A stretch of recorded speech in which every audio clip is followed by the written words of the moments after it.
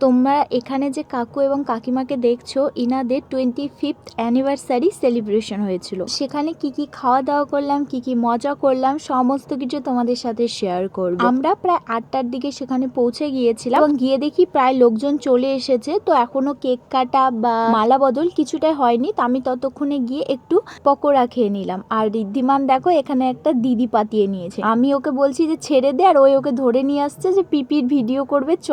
তো তারপর চলে আসি এবং আসার পর আমাদের রিচুয়ালস হিসেবে আমাদের সবার প্রথমে টিপ পরানো হয় এবং তারপরে মালা বদল এবং তারপরে রিং সেরেমনি। আমরা যেহেতু বিহারি কাস্টের, দেখো এখানে মালা পরানো হচ্ছে এবং মালা পরানোর পর রিং সেরিমানি হবে। এবং রিং সেরিমানি হওয়ার সময় না আমি কাকুকে বলছিলাম কি যে কাকু হাঁটু গেড়ে বসে তুমি হচ্ছে কাকিমাকে রিং পরাও, ঠিক আছে। তা আমি কোনোদিনও ভাবিনি যে কাকু ওটা সত্যি করবে।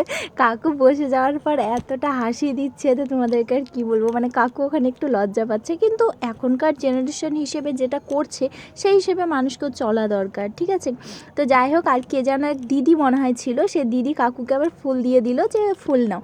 তারপরে এইভাবেই অনেক মজা করি। মজা টজা করার পর তারপরে হচ্ছে কেক কাটা হয়। আর কেকটা খুব সুন্দর ছিল, কিন্তু কেকটা না খেতে পারিনি। জানি না কেন আমাদেরকে কেকটা দেয়নি, হয়তো ওরা রেখে দিয়েছে যে বাড়ির লোকজন খাবে বলে। তো তারপরে কেক কাটাকাটি হয় এবং কেক কাটার পর তারপরে আমরা চলে আসি খাওয়া দাওয়ার দিকে। দুইজনা মিলে কেক কাট করে এবং কেক কাটা করার পর কাকু কাকিমাকে খাইয়ে দেয় এবং কাকিমা হচ্ছে কাকুকে খাইয়ে দেয়। এখানে হাসছি কেন জানো, কাকু যখন কেক খাওয়াবে না, ভালো করে নোটিস করলে দেখবে কাকুর হাতে কেক নেই, কাকু আঙ্গুলটা কাকিমার মুখে খাইয়ে দিচ্ছে। তো যাই হোক, এরকম অনেক মজা করেছি। মজা টজা করার পর তারপরে এই যে ভাইকে দেখছো না, এই ভাইকে এই ভিডিওতে মানে না বলা একদম বৃথা, কারণ এই ভাইয়ের জন্য এই সেলিব্রেশনটা করা হয়েছে। কারণ কাকিমা একদম করার ইচ্ছা ছিল না, ভাই বলছে যে না করতেই হবে। তো যার মানে টোটাল ডেকোরেশন বা টোটাল সমস্ত কিছু কিন্তু ভাই করেছিল।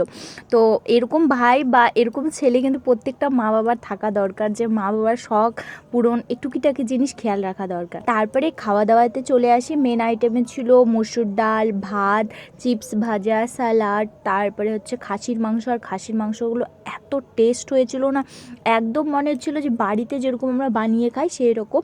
আর তারপরে ছিল হচ্ছে চাটনি বা টক, তারপরে ছিল নয়াবাজারের বিখ্যাত দই এবং ছিল মিষ্টি। সমস্ত কিছু খেয়ে দিয়ে ড্রেস চেঞ্জ করে চলে আসি বাড়িতে। তো আজকের মতো এইটুকুই, আবার দেখাবো নেক্সট ভিডিওতে। Bye bye.